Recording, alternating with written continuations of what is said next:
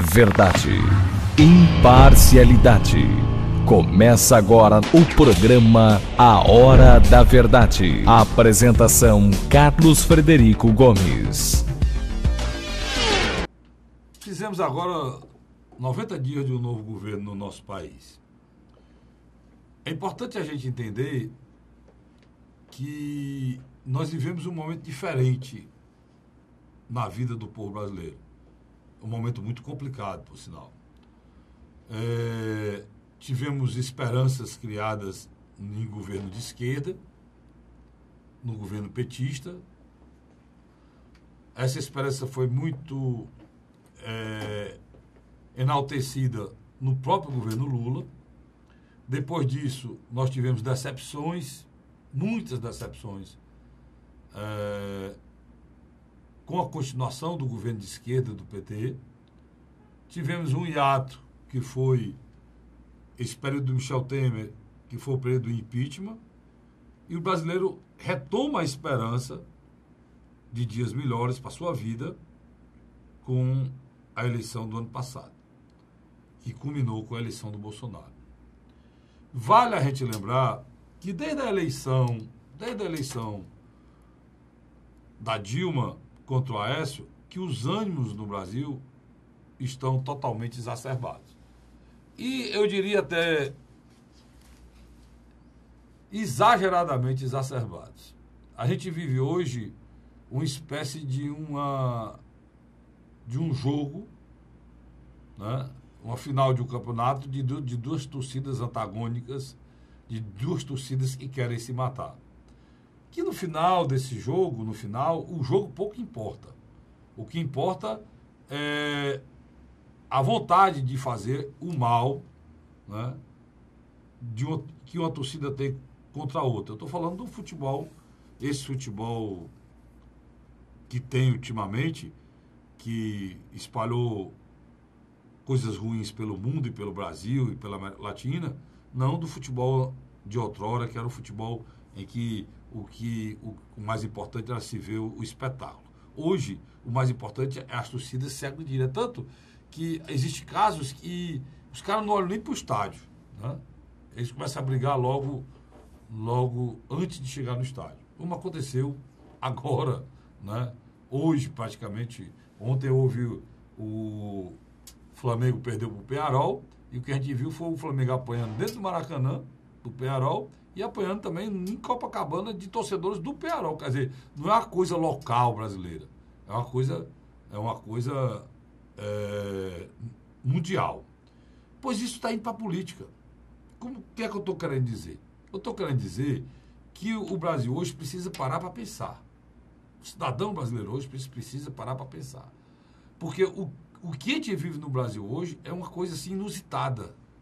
Eu acho que a gente nunca vivenciou isso na intensidade que a gente vivencia hoje, esse antagonismo, esse maniqueísmo, essa briga entre agora o PT, antes era o PT e o PSDB, agora o PT e o Bolsonaro. Nem partido, que o Bolsonaro não tem partido.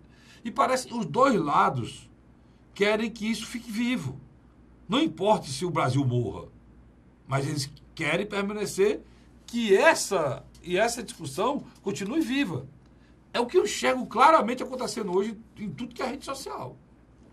É o que eu vejo claramente nas declarações provocantes que o PT faz contra o governo Bolsonaro e nas provocações feitas literalmente pelo próprio presidente da República, direcionadas para o PT o tempo todo, como se ele estivesse em plena eleição.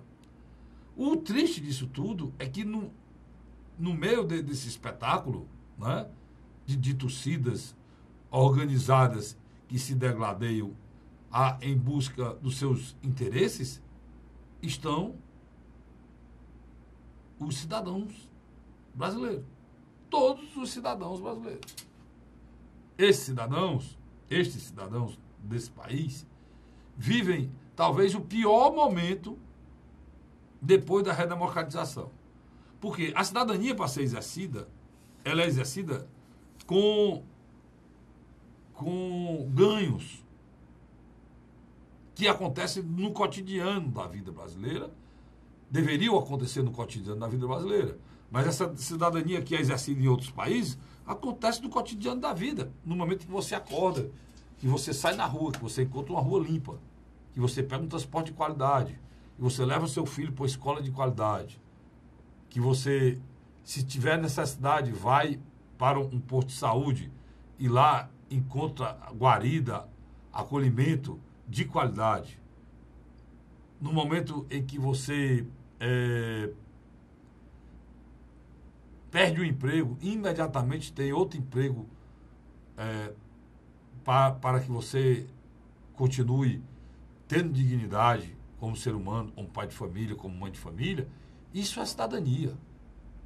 O cidadão, ele torna cidadão com o exercício da sua cidadania. Esses são os seus direitos, né? E também exercendo os seus deveres, né? Manter a cidade limpa, fazer um trânsito feliz, tratar as pessoas com igualdade, com educação, respeitar o direito do outro, saber que o seu direito começa onde termina do outro. Isso é o que acontece nos países civilizados. Que, infelizmente, pessoal, nós estamos longe de ser esse país civilizado. Eu não estou aqui exagerando, não. A gente hoje vive um dos piores momentos que esse país já viveu. Porque agora nós estamos há 90 dias, praticamente 90 dias de um novo governo e não conseguiu governar, que não conseguiu mostrar para que veio, e o mesmo antagonismo, a mesma o mesmo pensamento raivoso, aquele sentimento de desprezo para com as outras ideias que o PT tinha, que a gente tanto criticou, né?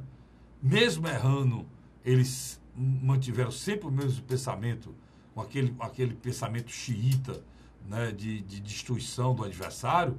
Isso está se replicando do outro lado, que não deveria. Então, está na hora da gente, que quer o bem desse país, que não tem patrulhamento ideológico, que não tem interesse partidário, ou seja, o cidadão brasileiro acordar para isso. Porque o que a gente vê nas redes sociais, o que a gente está vendo no país hoje, é uma discussão inócua, maluca, sobre coisas que não tem nada a ver com a vida do povo brasileiro, sobre assuntos que não tem nada a ver com o nosso cotidiano. O que importa, na realidade, o que seria essencial para a nossa existência, para a nossa vida, para a nossa cidadania, está sendo rebolado de lado. Nós não estamos conseguindo ser entendido pelo governo, ou o governo não está preocupado em nos entender. A oposição, em vez de ajudar, faz a oposição sectária do quanto pior, melhor. E se a gente tem do lado um governo que está trocando pneu com o carro andando, e uma oposição que está querendo destruir esse governo, aonde a gente vai parar? Como vai ficar a vida do cidadão brasileiro depois de ter a esperança numa eleição e ver essa esperança ir para o ralo, retirando dele a única coisa que pode mantê-lo vivo, né, numa luta desigual, fraticida, diária, que é viver no nosso país. Se o cidadão perder a esperança, literalmente você destrói a vida dele. Ele vai se clausurar, ficar em casa, não vai sair. É preciso a gente lembrar o que está acontecendo no nosso país. Nós temos 13 milhões de desempregados. Se você somar aí esses 13 milhões, os que não procuram mais emprego e os que desistiram e vivem de bico, você vai para 25 milhões de pessoas. A população de muitos países importantes do mundo, nós temos no Brasil só desempregado.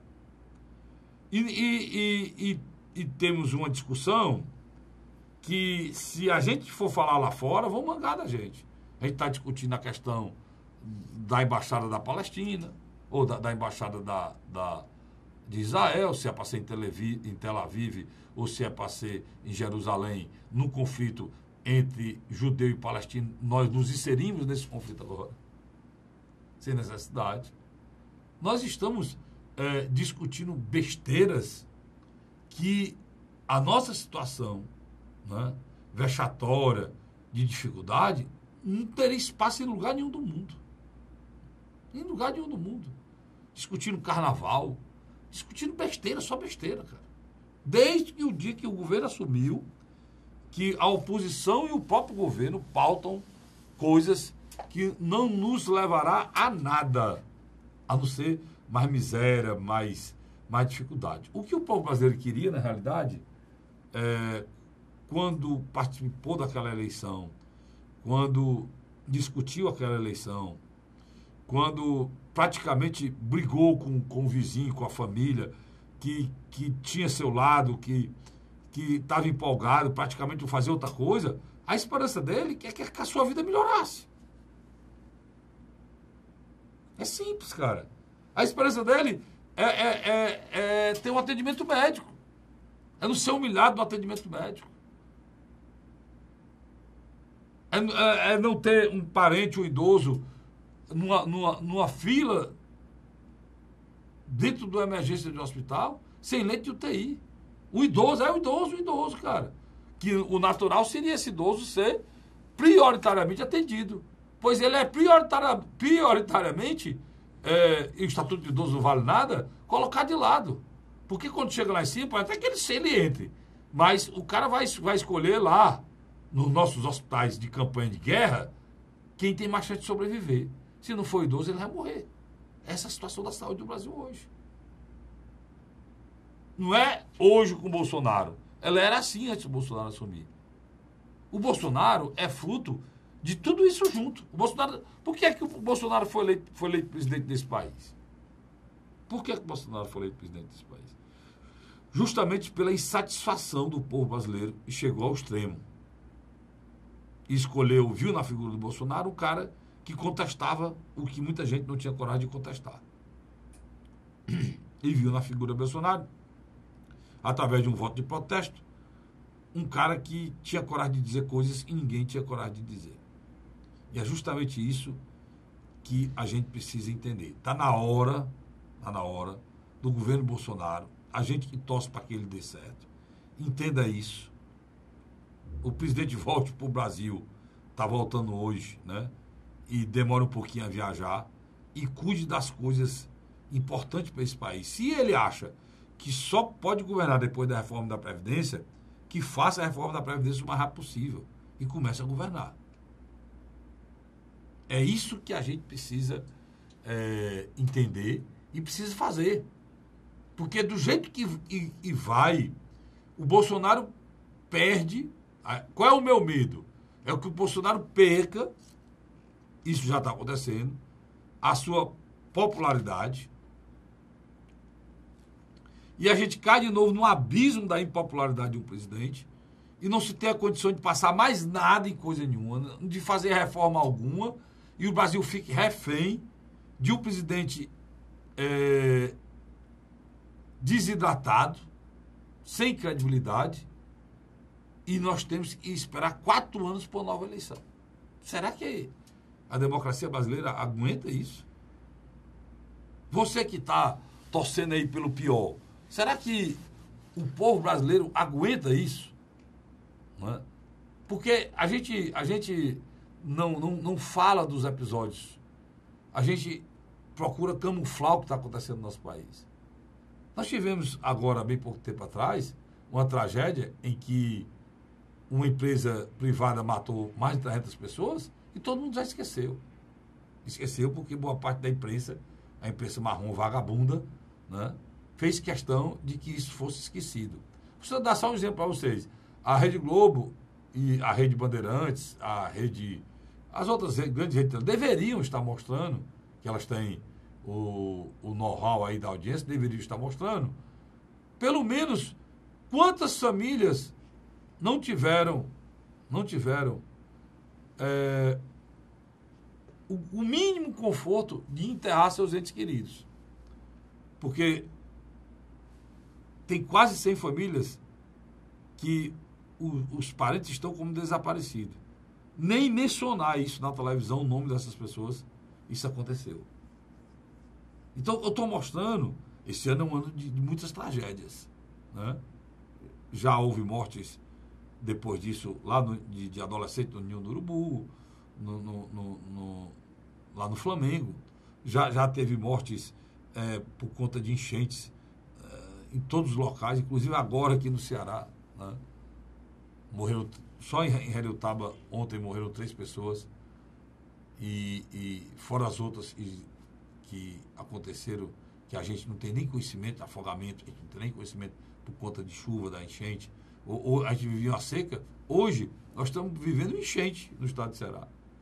Alguns locais estão sofrendo demais com o excesso de chuva, como é o caso da periferia de Fortaleza, para as pessoas mais pobres e vivem à beira, à margem de riachos e canais aqui na nossa cidade.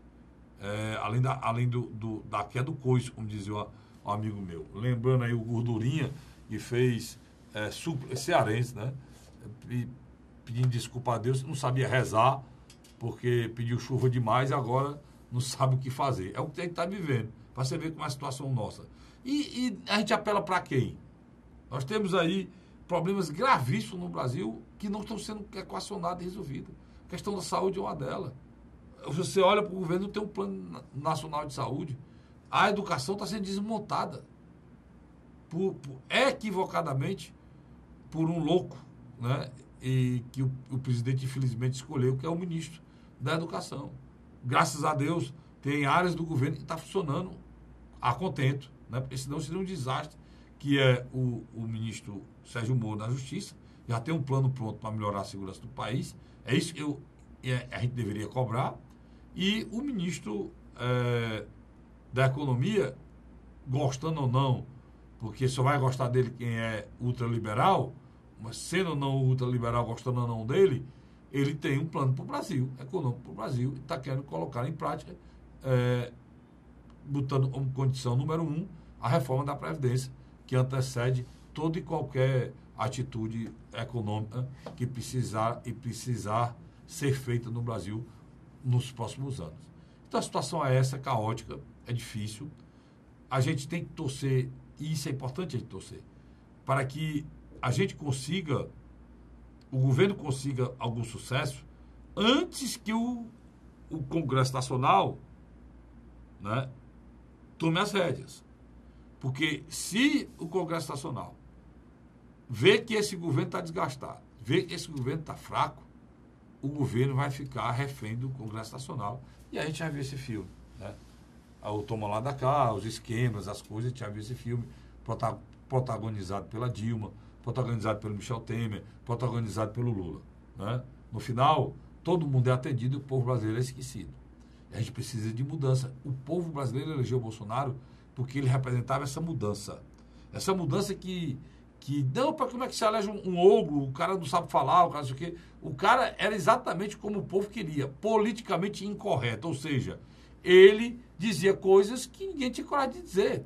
Durante muito tempo, o PT fez coisas também que não deveria ter feito, né? O PT atingiu a família brasileira quando impôs um pensamento de modernidade sexual que agredia a população e fazia isso de forma incisiva e apoiava isso de forma gritante, criando embaraços, problemas envolvendo crianças, envolvendo artistas, envolvendo espetáculos que não deveria ter feito.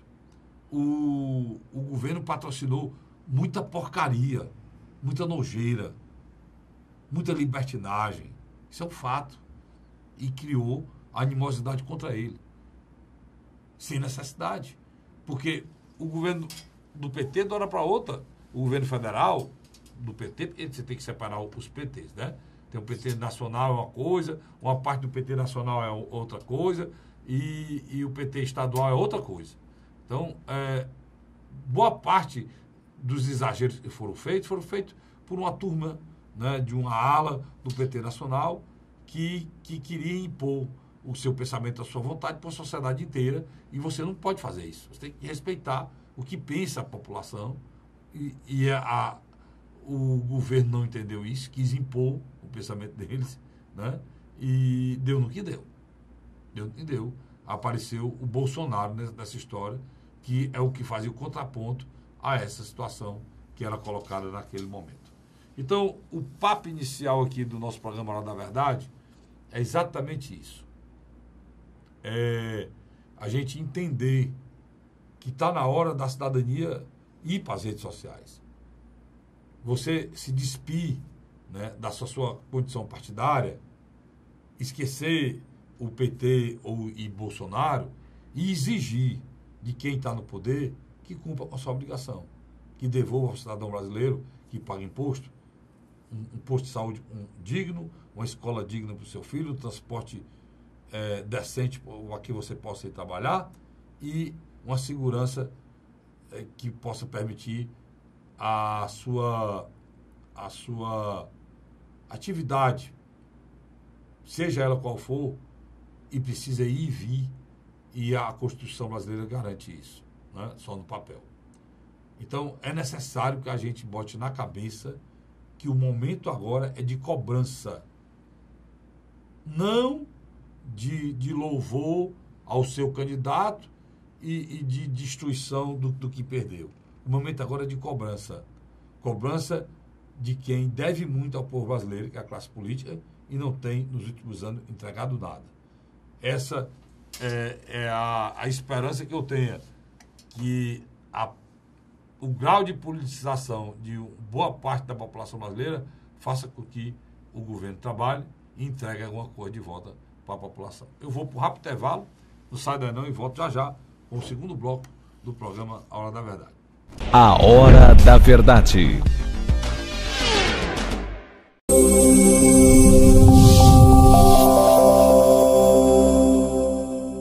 Se você encontrar larvas do Aedes aegypti, haja imediatamente. Jogue a água fora e vire as garrafas. Ou use para decorar sua casa. Não deixe água parada. Entre em ação. A melhor defesa é a prevenção.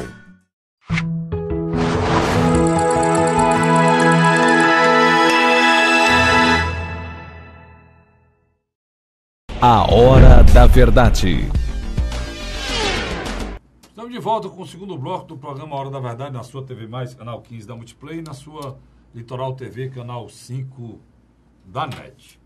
Deixa eu dizer uma coisa aqui. O ministro Paulo Guedes teve agora no Congresso Nacional, durante 6 horas, falando sobre a reforma da Previdência.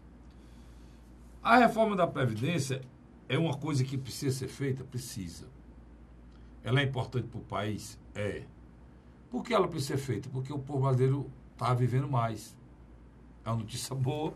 Junto com a notícia boa vem uma notícia ruim. O bom seria se a gente vivesse mais e pudesse se aposentar do jeito que a gente se aposenta e ter uma qualidade de vida, poder viver mais.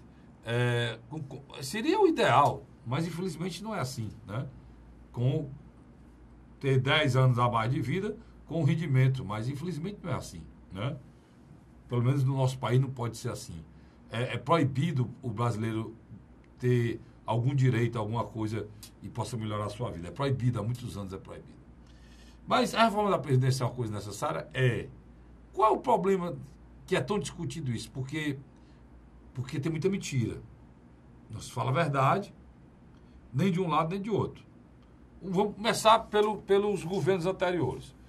Hoje, o PT é totalmente contra. Estava lá de frente do Paulo Guedes falando que a reforma pé na cova. Essa mesma é muito parecido com isso. O seu Lula fez reforma. A gente vê aí 80 e 85 feito pelo Lula. E a dona Dilma mandou uma reforma para o Congresso Nacional, que também não era facinha, não. Né? Lembra daquelas atitudes que ela tomou em relação às viúvas, mexendo com o benefício das viúvas e muitas outras coisas? Então, todos eles sabem que a reforma da Previdência é condição principal para que haja um bom governo, para que o governo tenha condição financeira, fiscal, de fazer alguma coisa. Um governo não pode ser só pagador, mas não é governo. O governo tem recurso só para pagar funcionário público e previdência, não é governo. O governo tem que ter dinheiro para investir, para melhorar a condição de vida do cidadão. O cidadão vai pagar imposto só para pagar funcionário e previdência? Isso não existe, né? Mas a situação do Brasil é hoje essa. Só que não é tão grave como o governo diz e está longe de ser inócua como a oposição fala.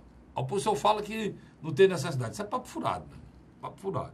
A reforma tem que ser feita, primeiro, porque o mundo vive um momento complicado.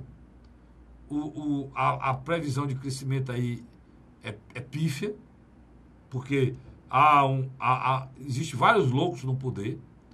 O Trump está brigando com o presidente chinês na questão comercial, e essa briga comercial desacelerou o crescimento mundial, além da Inglaterra estar saindo da União Europeia.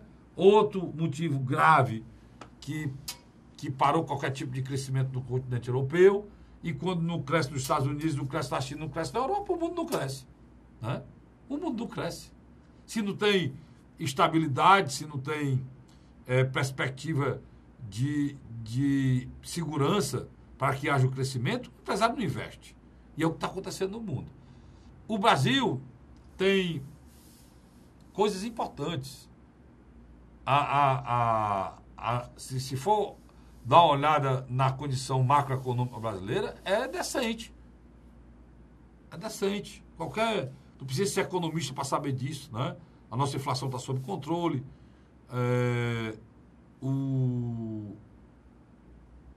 O Brasil não deve tanto como devia antes, né? A questão do juro está equacionada, está muito alto, mas está equacionado. O problema é o nosso déficit. Na hora que esse déficit for diminuído, falo nem zerado, for diminuído, a gente consegue com que haja a retomada do crescimento, que o brasileiro por si só o consumo interno faz com que a gente rode o nosso país. Mas não tem ainda uma segurança, porque o governo federal é uma grande interrogação. Esse é o fato. O que irá acontecer, se ele consegue a reforma ou não. Agora, o governo federal teria que dizer que essa reforma é brincadeira, cara, né? Existem coisas que é loucura. Você levar, para você se aposentar integral, você tem que ter 30 anos de carteira assinada, isso não existe. O brasileiro não vai ter 30 anos de carteira assinada, né? 15 anos, tudo bem, aceitável. Por quê? Não é porque ele não tem a carteira assinada que ele não trabalha. Muito pelo contrário. Então, o cara, além de 65 anos, vai ter que ter para receber integral 30 anos de carteira assinada. Isso não existe. Está lá colocado isso. A questão de você colocar o trabalhador rural que vive no sol, a pique, de janeiro a dezembro, igual a minha condição, a condição do meu amigo Ayrton aqui, cinegrafista, ele está no ar-condicionado conversando com você, isso aí é palhaçada, cara.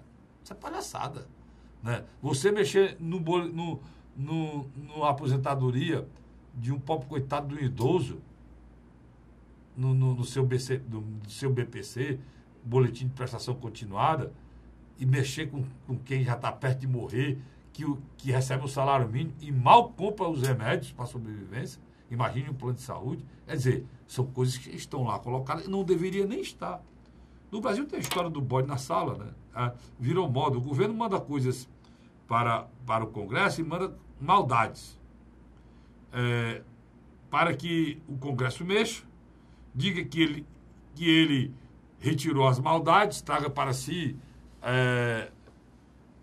a condição de ser o pai da matéria, de ser o pai da proposta, que retirou a maldade que iria ser feita pelo governo. E, na realidade, o governo, com isso, ele passa o que ele quer, né? Bota lá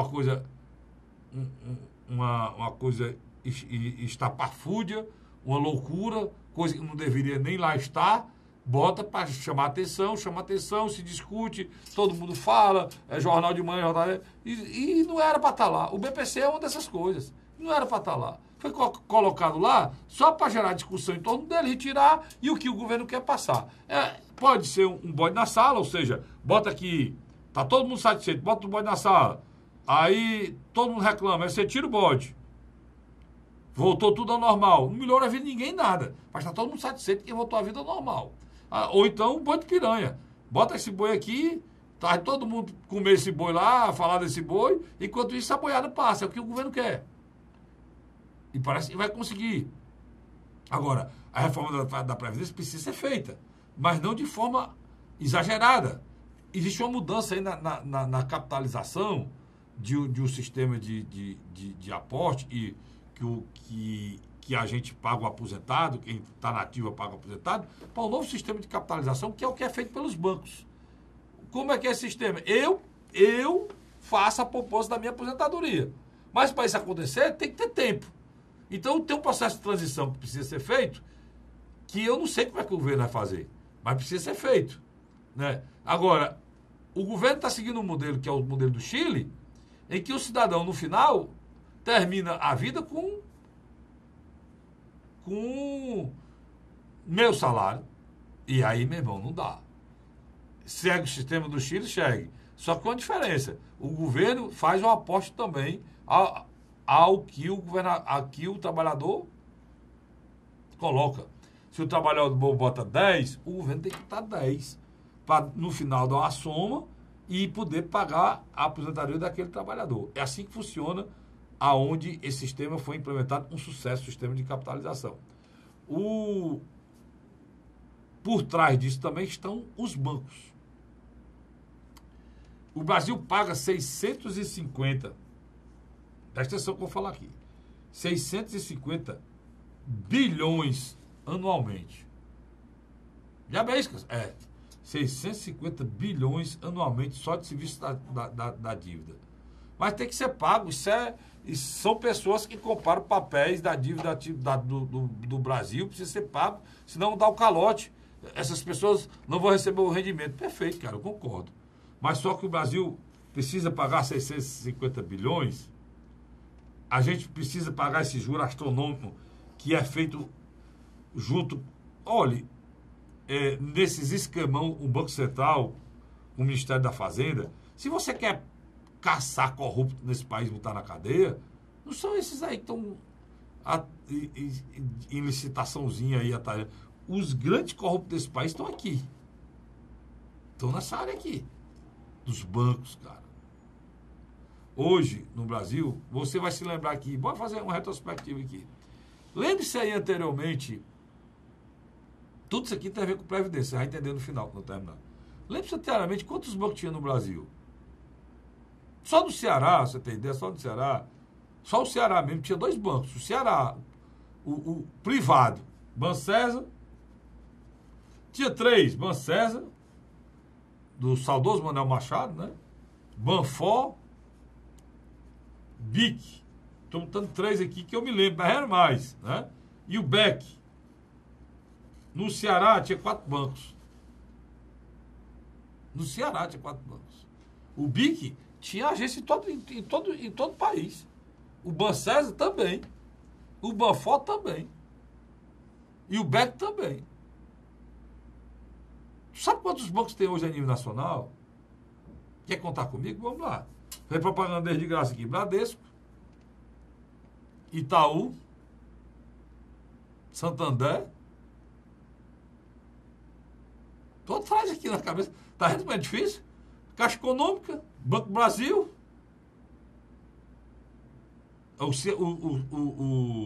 No Nordeste tem um BNB. É isso mesmo, só Santander, Bradesco, Itaú. Você tá... Olhe o que esses caras conseguiram com o tempo. O que é que eles conseguiram? Eles são detentores hoje do dinheiro desse país, cara. Isso é o céu. Eles são hoje um grande cartel que comanda o nosso país. Um cartel econômico. Né? E qual é...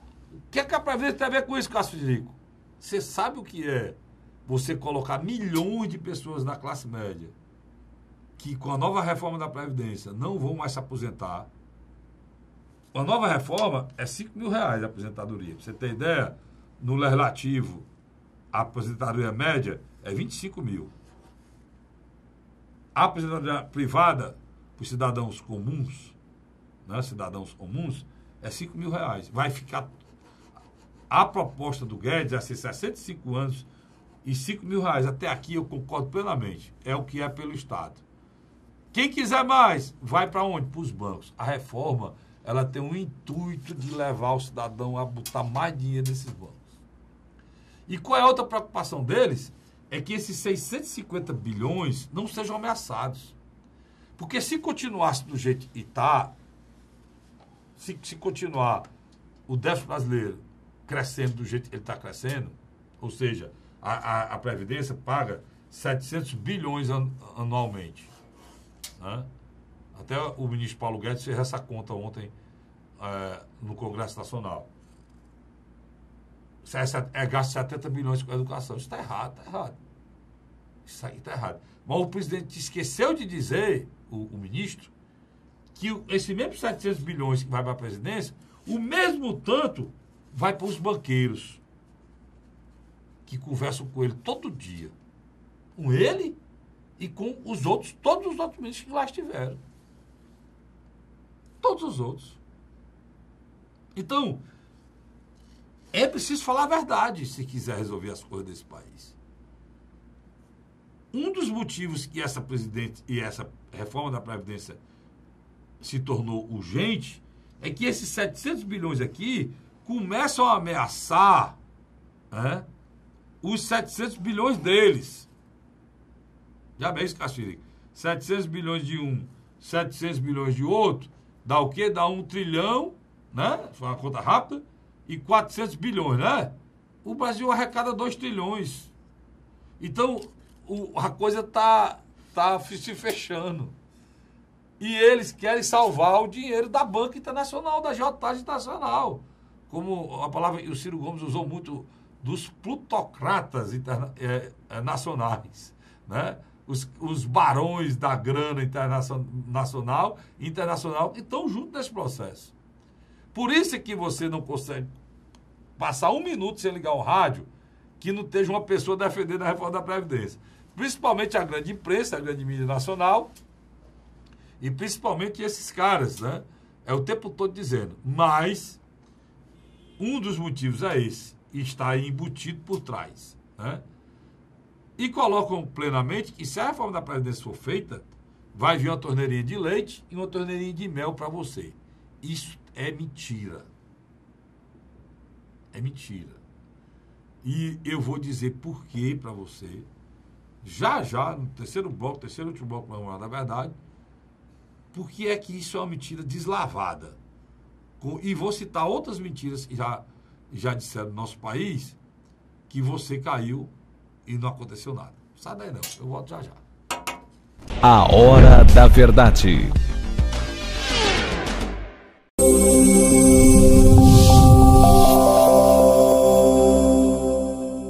Se você encontrar larvas do Aedes aegypti, haja imediatamente. Jogue a água fora e vire as garrafas. Ou use para decorar sua casa. Não deixe água parada. Entre em ação. A melhor defesa é a prevenção.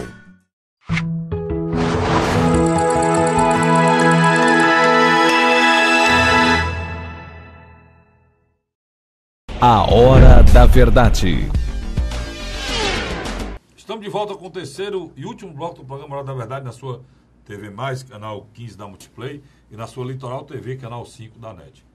Eu estava falando, para fechar a questão da Previdência, resumo da obra, precisa ser feita, tem que ser feita, é importante que seja feito, porque depois dela ser concretizada, os investidores virão para cá, porque o Brasil deixa de ter qualquer risco de quebra econômico, qualquer risco de inadimplência, porque se não tem mais déficit, está tranquilo, né? Aí, se o Brasil, depois disso, fizesse uma reforma tributária e não permitisse mais que esses 700 bilhões, e hoje vão para a Banca Internacional, não fosse mais, e esse dinheiro ficasse no Brasil, no caso, no caso esse dinheiro ficaria aqui no Brasil, uma boa parte dele, porque a gente não ia pagar essa loucura que se paga hoje, que é você ter uma inflação abaixo da meta e está pagando 7% de juros ao ano, não. Isso não existe em canto nenhum do mundo. O Brasil é o paraíso do juro alto. Por isso que eles brigam, lutam, estão aí lutando, porque não existe lugar melhor para ganhar dinheiro no mundo do que no Brasil, não. A agiotagem internacional sabe disso. Então é preciso mudar isso, né? Para isso se mudar, é preciso ter responsabilidade, pagar o que deve ser pago, mas dentro de pessoal, o juro dos Estados Unidos é 0,5% ao ano, cara. E todo mundo compra os papéis dele lá, porque dizem que é seguro. Se a gente fizer a reforma da Previdência, qual o risco que o Brasil tem? Não tem mais nada. O Brasil é um país grande, imenso, um potencial violento, uma economia pujante. Né? São Paulo, o PIB de São Paulo é maior do que o PIB da Argentina. Então, se tirar o risco de qualquer quebradeira, e a reforma da Previdência vai fazer isso, nós temos chance de que esse país realmente melhore. Mas é preciso que, quando isso acontecer, esses benefícios, esses dividendos, já que a gente está falando de banco, não sejam canalizados só para a agiotagem internacional, não. Seja canalizado para a melhoria da vida brasileira. Tornar a gente um país de primeiro mundo, que nós temos condições de ser há muito tempo. Né? Há muito tempo que nós temos condições de ser um país de primeiro mundo. Não somos por conta dos erros, das angúrias, da dificuldade política, dessa politicagem que vem assolando o Brasil há muito tempo. Mas a reforma da Previdência vai trazer coisa boa? Vai trazer emprego? Vai. Mas está muito longe de ser essa torneirinha de leite e de mel que estão dizendo por aí. Vocês se lembram da terceirização? Quando precarizaram o emprego no Brasil e tornaram tudo terceirizado, como fizeram agora, a reforma trabalhista tirou os direitos de todo cidadão, deixou o cidadão quase sem direito de nada. Se você pegar o contrato do empregador, o cidadão só tem direito de trabalhar. Às vezes nem de receber o trabalho, receber o dinheiro, ele tem. Então, isso aumentou o número de emprego? Foi feito no ano passado pelo Temer. Procure saber se melhorou o emprego, mas não melhorou coisa nenhuma. Lá atrás, a Dilma Rousseff não tinha o que fazer, deu tudo que foi de isenção fiscal para tudo que foi de indústria. Caiu a renda brasileira, desabou, inclusive o dinheiro da Previdência, piorou mais ainda o déficit, porque ela deu isenção nessa área, né? Deu isenção nessa área, e não aumentou um emprego. A isenção que foi dada, os empresários botaram no bolso. Nem melhorou coisa nenhuma da economia. Então, é falácia essa torneirinha de leite de mel que fala. Vai melhorar, Cássio Frederico? Vai. Eu tenho certeza que vai. Mas é falácia. Mas você também não pode torcer contra uma reforma que irá lhe prejudicar. Nessa história de politicagem, eu sou vermelho, eu sou amarelo, você pode perder o emprego. Você achando, não, esse governo é revoltante, não sei o quê, só falhado, não sei o quê, é contra o nordestino, não sei o quê, você torce contra, né? O governo não dá certo e o emprego que você tem vai para o espaço. Porque se esse governo não der certo, ninguém vai vestir um tostão aqui não, meu irmão. E os que estão ainda investindo, os empresários que estão se mantendo, estão com a esperança que vai melhorar. Se ele vê que não vai, ele não vai terminar de afundar, não. Ele vai fechar a firma, quebrar ali, pedir falência, antes que ele não tenha condição nem de pagar os compromissos dele. Então é preciso muita responsabilidade, mas a responsabilidade não é nem do governo, não. É do cidadão brasileiro, e fazer a avaliação correta e sair desse maniqueísmo que querem que a gente continue, né? Do bem e do mal, do certo e do errado, e todos os dois lados não tem nem bem nem mal, todos os dois lados têm pessoas ruins e boas, e os dois lados têm também erros, e gravíssimos. Eu sempre tive medo de um governo Bolsonaro, e tinha esperança e medo ao mesmo tempo, porque ele ia trocar o pneu do carro com o carro andando. Já estava ficando doido, Castilho, quer? A pessoa, quando não tem experiência, isso é um fato, né, de governo, como o Bolsonaro não tinha, ele tinha que adquirir experiência governando, cara. Por isso que eu falo trocar pneu com o carro andando. E e eu sabia que ia acontecer isso. E ele vai ter experiência com 1 ano. A eleição do Bolsonaro me dava certeza absoluta que a gente ia perder no mínimo 1 ano, para que ele se achasse, pegasse o rumo, fizesse as correções certas e seguisse o caminho.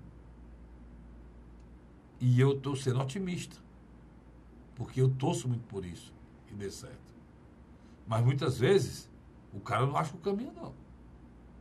Aí, é 4 anos de desastre. Eu estou torcendo, ele acha o caminho, ele se propõe a ser uma pessoa séria. Se ele fizer um trabalho sério, e eu posso garantir a vocês que o dinheiro vai aparecer, porque quando não há corrupção, o dinheiro aparece. Um governo que tem um déficit de 100 bilhões, ou um governo que tem um déficit de 10 mil reais, ou 100 mil reais, se nesses 3 governos que eu estou falando, todos 3 tiverem corrupção, tudo isso muda. Um governo que tem um déficit de 10 mil reais, se ele acabar a corrupção, ele vai ter o superávit aí rapidinho. Mesma coisa dos 100 mil, mesma coisa aí dos bilhões. Por quê? Porque o dinheiro aparece. E quando a corrupção é generalizada, como é no nosso país, se o presidente conseguir evitar essa corrupção, o dinheiro vai aparecer e ele vai poder fazer muita coisa. A esperança que eu tenho, uma das esperanças que eu tenho é essa. E digo mais para vocês, é necessário que a gente, dentro desse processo, se posicione de maneira correta. E esse posicionamento é avaliando caso, coisa por coisa. Bolsonaro, vamos lá, para as viagens internacionais. Ele foi para os Estados Unidos, teve algumas coisas boas, aconteceu. Houve coisas que não deveriam ter acontecido? Teve. Mas nós temos que identificar o que aconteceu de bom e o que aconteceu de ruim. Vamos lá. O que aconteceu de bom? O Brasil pode ter, caso o povo americano tenha concordado, tenha visto no Bolsonaro um pensamento parecido,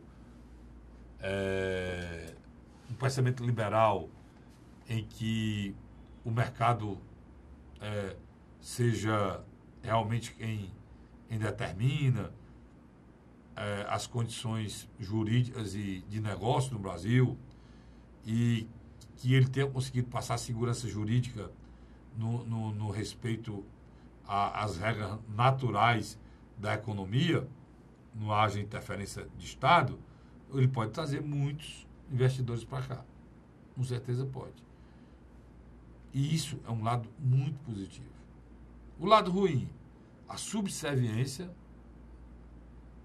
que o governo brasileiro demonstrou, e o encantamento e o endeusamento pelo poder americano. Isso aí me deixou pequeno.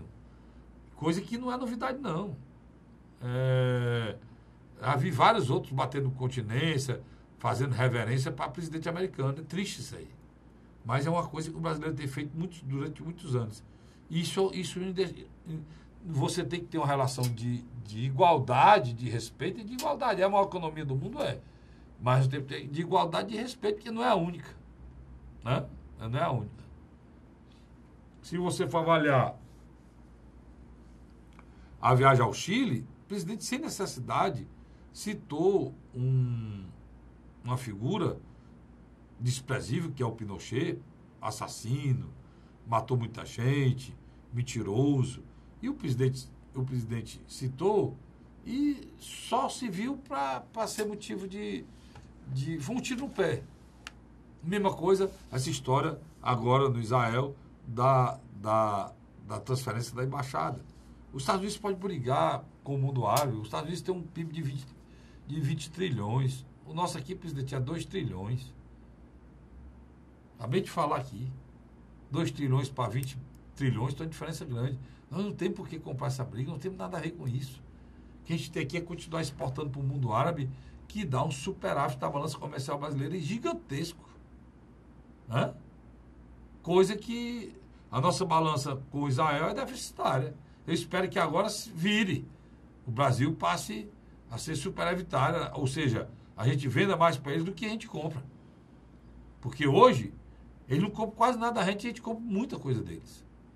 Já com os árabes, não. Os árabes dependem da gente para tudo, inclusive da parte da alimentação. Né? Então, é necessário que a gente tenha muito claro isso na cabeça para poder entender que a ideologia que atrapalhou o Lula começa a atrapalhar o Bolsonaro. E ele tem por trás dessa história, que eu pensava que muitas vezes era uma coisa dos filhos, mas eu vou até retirar isso, parece que o Bolsonaro gosta disso. Né? Ou os filhos pensam igual a ele, ou ele pensa igual aos filhos, não sei o que é. Eu lamento isso, porque a gente precisa de serenidade, a gente precisa de hoje, eu acho que a gente precisa saber, de respeito à instituição presidente da República. É isso aí mesmo, mais pragmatismo. Seria a busca da maneira conservadora de se ver a presidência da República, porque não pode o presidente, o ministro das Relações Exteriores ser o filho do presidente, seu filho. Hoje, ele não é de fato, mas é de direito. Termina uma reunião, você não consegue falar com o presidente, quem é a pessoa que vai falar em nome do governo sobre o que foi feito, o pensamento, as atitudes do governo brasileiro fora do país em relação àquele país que está sendo visitado? É o filho dele, Eduardo Bolsonaro. Errado. Totalmente errado. Aí o presidente fica dando tiro nos pés, quando a gente queria que ele desse tiro era na inflação, ele desse tiro no juro alto, né, já que é para falar de arma, né, ele desse o tiro na violência, né, desse o tiro na falta de leitos, de UTI. Entendeu? Então, é preciso que alguém alerte o presidente de que ele precisa entender o seu papel nessa quadra histórica da vida do povo brasileiro, que é um momento difícil. E o presidente tem um agravante, você que é ligado ao presidente Bolsonaro, lembre-se de uma coisa, o presidente não tem partido. O presidente não foi eleito por partido. O presidente não tem uma base eleitoral que possa garantir e possa garantir ao presidente que ele vai continuar bem. Não existe isso. Né? Não existe. Ele precisa do apoio da população e precisa fazer com que a população queira dar esse apoio a ele. Então, o mais urgente hoje é governar. Né? É governar. Quer ver um exemplo? O Estado do Ceará, os cargos do Estado do Ceará,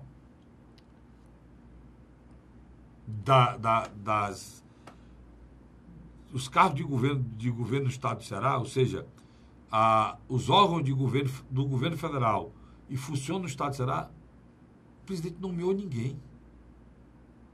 Tá certo isso? Totalmente errado. Porque se ele não nomeou o diretor do DENIT, quem está lá está fazendo a política de tapa-buraco. Mas não é tapa-buraco das estradas, não. É tapa-buraco ali enquanto o dono chega. Só pastorando. O presidente do BNB está alinhado com o pensamento do Paulo Guedes, está alinhado com o pensamento do que é importante para o Nordeste, do que não é. Foi o governo que botou essa pessoa para ajudar a região. Não, eu estou dando exemplos. Estou dando exemplos. Que é necessário que o governo entenda que já passou da hora. Existe avaliação de governo que é feita exatamente no período que a gente está, 100 dias. Exatamente. Hoje é 4 de abril, né? Falta aí, exatamente aí o quê? 15 dias para dizer, e o governo Bolsonaro fez 100 dias.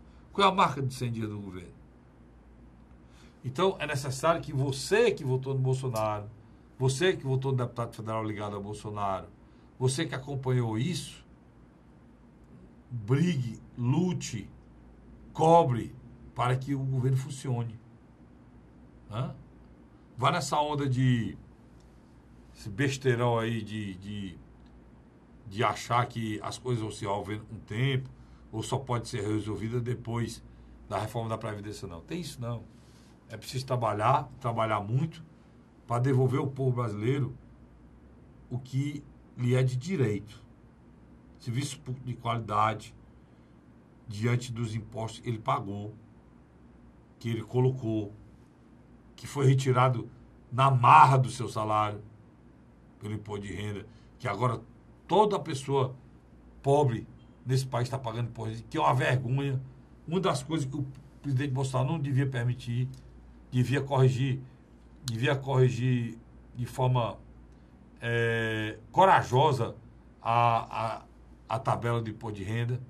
Você cobrar imposto de renda na fonte de quem ganha R$2.000. Mano, isso é uma vergonha, cara. Pessoas de 2 salários sendo cobradas imposto de renda na fonte, enquanto tem uns bilionários nesse país que nunca pagaram imposto, não pagam e não irão pagar. Quer dizer, essas distorções, essas coisas erradas, precisam ser resolvidas o mais rápido possível. E é essa a nossa esperança, é o que a gente torce, é o que eu desejo ao governo, porque nós não podemos ficar no conta pior melhor. Nós não temos esse direito de fazer isso com o povo brasileiro. A gente faz a imprensa, você que é político, ou você que é funcionário público, você não tem esse direito de torcer por quanto pior melhor, porque esse sofrimento é muita coisa pesada que entra na vida do povo brasileiro, retirando o mínimo que ele tem, né? Retirando o mínimo que ele tem. Agradeço a você, assinante, o carinho, agradeço a você a audiência semanal e prometo a você que na próxima semana nós estaremos aqui de novo com mais um programa A Hora da Verdade, na sua TV Mais, canal 15 da Multiplay, e na sua TV, Litoral TV, canal 5 da NET. Até lá.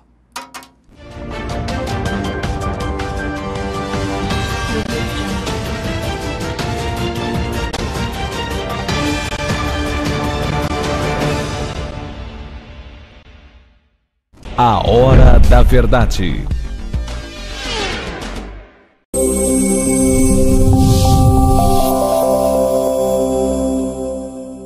Se você encontrar larvas do Aedes aegypti, haja imediatamente. Jogue a água fora e vire as garrafas. Ou use para decorar sua casa. Não deixe água parada. Entre em ação. A melhor defesa é a prevenção.